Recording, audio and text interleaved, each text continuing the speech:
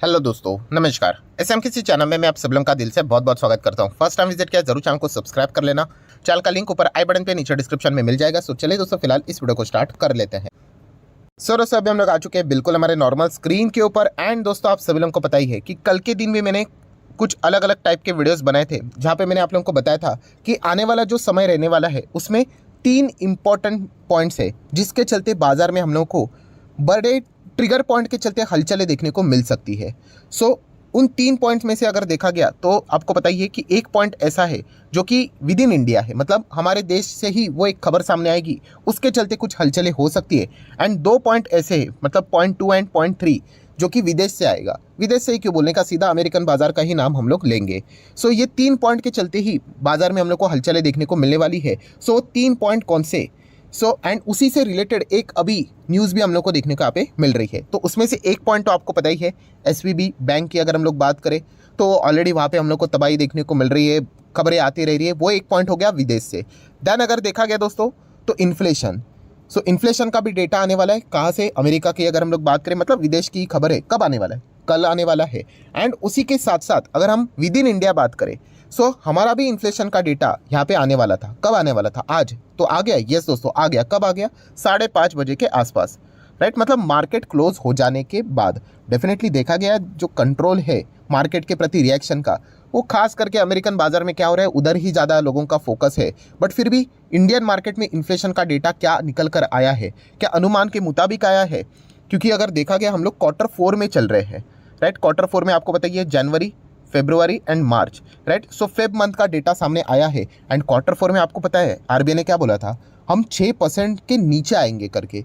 क्या उसी डायरेक्शन में क्या हमारा इन्फ्लेशन जा रहा है, या फिर अभी भी दिल्ली दूर है? तो ये देखने वाली चीज़ है। तो चलिए आ जाते हैं, इन्फ्लेशन का डेटा क्या रहा वो देख लेते हैं। तो चलिए, आप देख सकते हो इंडिया का रिटेल इन्फ्लेशन का डेटा आ चुका है 6.4% इन फेब। कैसा रहा ये डेटा? तो दोस्तों, हर किसी का अपना अपना अनुमान अलग अलग हो सकता है। बट आरबीआई ने जो बात बोली थी, आरबीआई ने क्या बोला था कि Q4 में 6% के नीचे आएगा, राइट। मैं Q4 की बात करता हूँ, मतलब इसमें 3 चीज़ें आ गई, जनवरी, फरवरी और मार्च। जैन का भी आ गया है, फेब का भी आ गया। फेब में क्या आ गया? 6.4। तो अभी सिर्फ मार्च बाकी है। एंड अगर हमें 6% के दायरे के अंदर आना है तो ये 6.4% का इन्फ्लेशन से कुछ भी होने वाला नहीं, मतलब पुअर ही परफॉर्मेंस हम लोग को देखने को मिल रहा है। हाँ, अगर आप कंपैरिजन करोगे एक्सपेक्टेशन के मुताबिक क्या था, इसके पहले क्या था, उसके हिसाब से आप लोगों को जरूर स्लो डाउन देखने को मिल सकता है। बट जो टारगेट सेट करके रखा था आरबीआई ने, उसके हिसाब से हम लोग जरूर कह सकते हैं। ये देखिए, आरबीआई का जो टॉलरेंस लिमिट है 2 से 6% का दायरा होता है। सेकेंड स्ट्रेट मंथ हम लोग को देखने को मिल रहा है, उसके अबाव ही इन्फ्लेशन का डेटा देखने को मिल रहा है। डेफिनेटली देखा गया, कंपैरिजन करने जाओगे तो ठीक ही है, स्लो डाउन हुआ है। बट जो टारगेट है उसको मैच करने के लिए ये डेटा बिल्कुल भी मदद नहीं करने वाला है। एंड इसके चलते आने वाला प्रॉब्लम जो रहेगा वो और भी बढ़ते हुए देखने को मिल सकता है। तो चलिए एग्जैक्टली बातें यहाँ पे क्या चल रही है, कुछ फॉर्मेलिटीज़ कर लेते हैं, और कौन कौन सी चीज़ें यहाँ पे महंगी हुई है डेटा के हिसाब से, वो अभी हम लोग यहाँ पे देख लेते हैं। दोस्तों, अगर हम लोग यहाँ पे बात करें, देखिए जब भी हम लोग सीपीआई बोलते हैं, सीपीआई क्या है? कंज्यूमर प्राइस एंड क्या लिखा है आगे? इंडेक्स। इंडेक्स मतलब क्या? यस, ये एक बास्केट होता है। इसमें बहुत सारे आप लोगों को अलग अलग चीज़ें देखने को मिल जाती है। इसमें सबसे ज़्यादा वेटेज किसका होता है? जैसे कि निफ्टी 50 में सबसे ज़्यादा वेटेज किसका है? फाइनेंशियल सर्विसेज का है, राइट। फाइनेंस से जुड़े हुए कंपनीज का है। तो वैसे अगर हम लोग बात करें तो इन्फ्लेशन का ये जो इंडेक्स है सीपीआई की, अगर हम लोग बात करें, उसमें सबसे ज़्यादा वेटेज होता है फूड प्राइसिंग से रिलेटेड हम लोग को जो चीज़ें देखने को मिल जाती है उनका। तो कितना है उनका? लगभग 40% के आसपास। तो फूड इन्फ्लेशन कितना है दोस्तों? तो फूड इन्फ्लेशन चल रहा है 5.95% के आसपास फेब मंथ की अगर हम लोग बात करें तो चलिए, फूड इन्फ्लेशन थोड़ा बहुत ठीक ठाक देखने को यहाँ पे मिल रहा है। देन अगर देखा गया वेजिटेबल्स, तो वेजिटेबल्स की बात करें तो महंगाई का क्या परफॉर्मेंस चल रहा है? पहले 11.7 था, अभी 11.6 हो चुका है। मतलब मार्जिनली हम लोग को थोड़ी बहुत गिरावट देखने को यहाँ पे मिल रहा है as compared to the previous month. And then अगर हम लोग यहाँ पे थोड़ा सा और आगे यहाँ पे बढ़ते चले, यहाँ पे जाते हैं। फ्यूल की अगर हम लोग बात करें, inflation rate for the fuels and light, तो उससे रिलेटेड हम कह सकते हैं पहले 10.84% था, वो अभी 9.90% हम लोग को देखने को यहाँ पे मिल रहा है। ठीक है, ओके परफॉर्मेंस देखने को यहाँ पे मिल रहा है। बट अल्टीमेटली जो मेन मुद्दे की बात है ना दोस्तों, हाँ, वो 2 से लेके 6 तक अगर हम लोग बात करें, फिलहाल तो 2 को कट ही कर लेते। 6% के अंदर आने के लिए ये डेटा है ना दोस्तों, कोई काम का नहीं है। मतलब अगर आप चेक करोगे, मैं थोड़ा सा हिस्ट्री के ऊपर आ जाता हूँ। ये देखिए, इसके पहले अगर मैं थोड़ा पीछे जाता हूँ तो आप देख सकते हैं लास्ट वाला जो क्वार्टर था, कौन सा Q3, अक्टूबर, नवंबर, दिसंबर, ये वाला एकदम दमदार परफॉर्मेंस था। मतलब 6.77 था, फिर देखिए 5.88 आया था, फिर देखिए 5.72। तो ये प्रकार का जो परफॉर्मेंस था ना, ये एक्सपेक्टेड था। इस प्रकार का परफॉर्मेंस अगर इस क्वार्टर में हो जाता तो मज़ा आ जाता, बट अभी तक हम लोगों को क्या मिला है। सो आप चेक कर सकते हो। मैं अगर इसको, अभी 2 ही मंथ हुए हैं, उसमें से एक है जनवरी, उसमें भी आया कितना, 6.52 आया। एंड अभी अगर हम लोग बात करें जनवरी के बाद अभी फेब मंथ का, यहाँ पे मार्च लिखा, मतलब आज के दिन की वो तारीख लिखी हुई है, तो कितना आया है, 6.44। तो बिल्कुल भी ये डेटा अच्छा नहीं है। अगर हम लोगों को, मैं वापस कह रहा हूँ, 6% के दायरे को अगर उसके अंदर लाना है। एंड आरबीआई का प्रेडिक्शन क्या था, तो आरबीआई का प्रेडिक्शन की अगर हम लोग बात करें तो आरबीआई के वेबसाइट के ऊपर मैं चले जाता हूँ तो आप देख सकते हैं, ये देखिए Q4 में आरबीआई एक्सपेक्ट कर रहा था 5.7% का इन्फ्लेशन, इतना नीचे आएगा करके 5.7।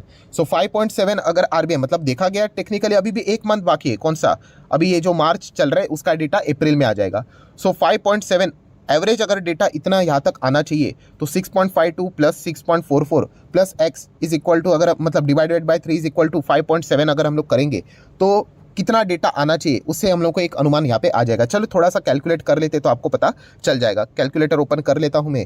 तो अभी का कितना आया इन्फ्लेशन का डेटा, 6.44 एंड पुराना 6.52, थोड़ा इसको ऐड कर लेते हैं। 6.52 उसी के साथ साथ प्लस 6.44 इज इक्वल टू कितना होता है, 12.96 आया। ठीक है, आरबीआई क्या प्रेडिक्ट कर रहे हैं यहाँ पे, 5.7 तक आना चाहिए, तो इसको मल्टीप्लाई बाय 3 कर लेते हैं। माइनस अभी कितना था, 12.96। तो मार्च में इतना इन्फ्लेशन आना चाहिए, कितना, 4.14। क्या ये पॉसिबल है प्रैक्टिकली, 4.14?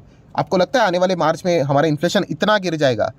हर किसी को पता है नहीं, ऑब्वियसली आने वाला ही नहीं है। तो डेफिनेटली मुझे ऐसा लगता है कि जो आरबीआई ने 5.7% का जो टारगेट रखा है इन्फ्लेशन का, अभी इसको भूल जाना चाहिए, कोई इसका संबंध है नहीं। अगर मार्च में ऐसा कोई चमत्कार हो गया, 4.14 तक अगर आ गया, तभी जाके टारगेट अचीवेबल है। चलिए ठीक है, आरबीआई ने तो 5.7 की बात की, हम लोग तो एक काम कर लेते, 6% को ही पकड़कर कैलकुलेट करके देख लेते हैं। अभी 6% को कैलकुलेट करने के लिए 6 × 3 कर लेता हूँ, 18 आ जाएगा, डिवाइड माइनस 12.96।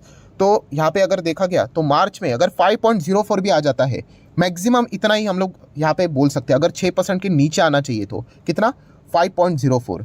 स्टिल प्रैक्टिकेबल देखा गया तो लगता तो है नहीं, क्योंकि अगर हम लोग अभी तक की भी बेस्ट परफॉर्मेंस की बात करें तो बेस्ट परफॉर्मेंस हम लोगों को दिसंबर में ही देखने को मिला था, 5.72।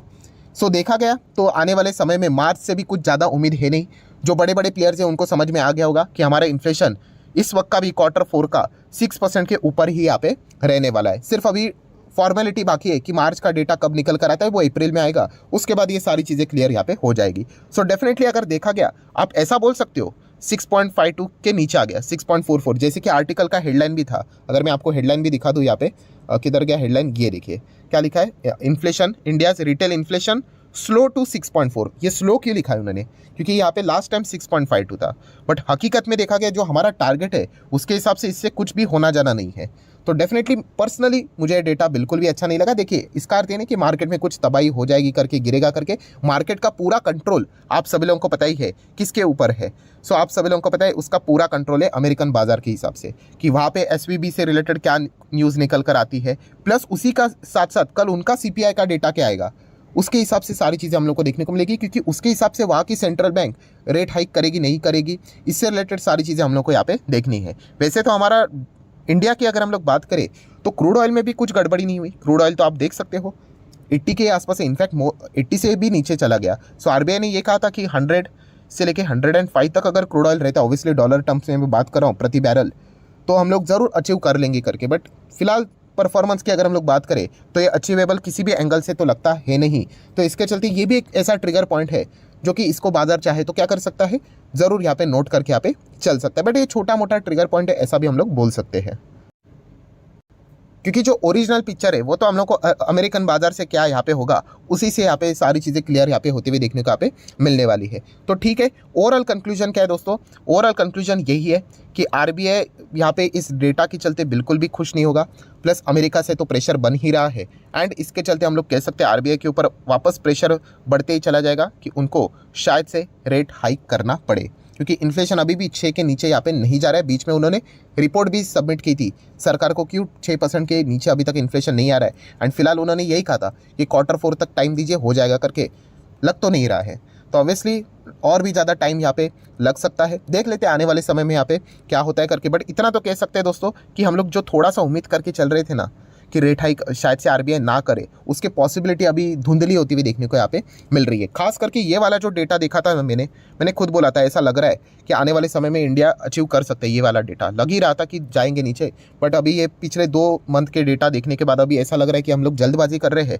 वापस आरबीआई की ओर से रेट हाइक के लिए मेंटली प्रिपेयर हो जाओ, ये एक हम लोग यहाँ पे चीज़ों का कंक्लूजन यहाँ पे ड्रॉ कर सकते हैं। सो आशा करता हूं दोस्तों वीडियो हेल्पफुल लगा होगा। तो चाहो तो इसको लाइक एंड शेयर कर देना। एंड डीमैट अकाउंट अगर आपने अभी तक ओपन नहीं किया है तो लिंक नीचे डिस्क्रिप्शन में 25 वीडियो की लिस्ट आपको फ्री ऑफ कॉस्ट मिल जाएगी। आपका नाम, कौन सा अकाउंट आपने लिंक के थ्रू ओपन किया है, प्रॉपर्ली कमेंट सेक्शन बता देना। तो हफ्ते भर के अंदर सारे लेक्चर्स मेरे साइड से फ्री ऑफ कॉस्ट प्रोवाइड कर दी जाएंगे ताकि आप शेयर मार्केट को आसान भाषा से सीख सको। So that's it, thank you very much दोस्तों। We will be meeting our next video. तब तक के लिए बाय बाय।